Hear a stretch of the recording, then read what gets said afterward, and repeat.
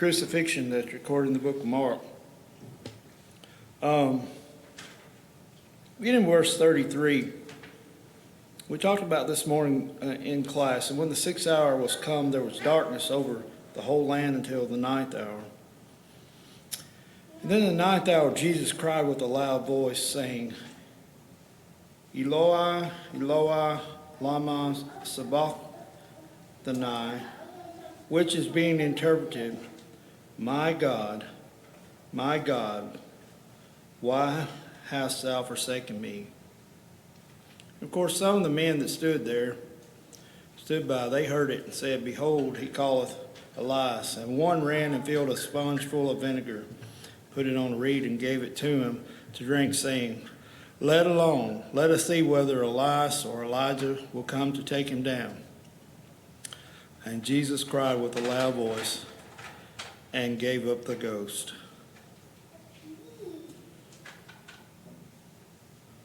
One of the things that I wanted to point out here was,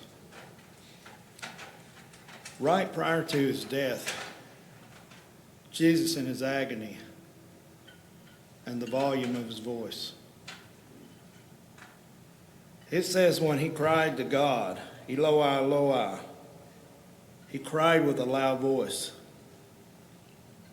which means, my God, why hast thou forsaken me?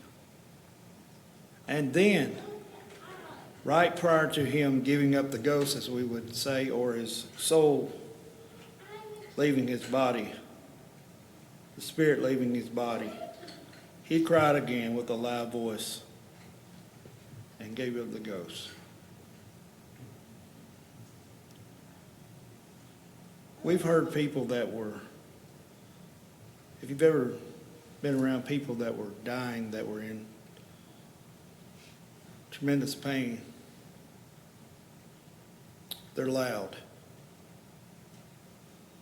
And they're loud for a reason, because of the agony that they're in. Yet Jesus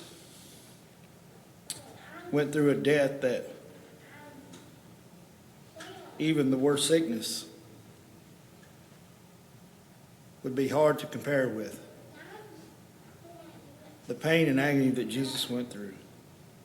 And even Jesus, the Son of God, cried out with a loud voice prior to his death.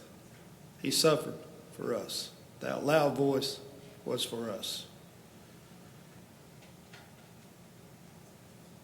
If I think of the Lord's Supper this morning and I think of Jesus crying out, his plea to us this morning, as was given within the New Testament, as often as you eat of this bread and drink of this cup, do this in remembrance of me.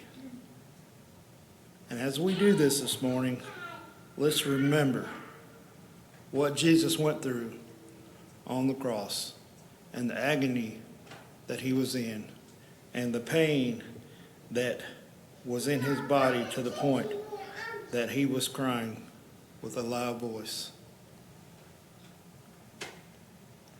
It's a difficult thing. The last time I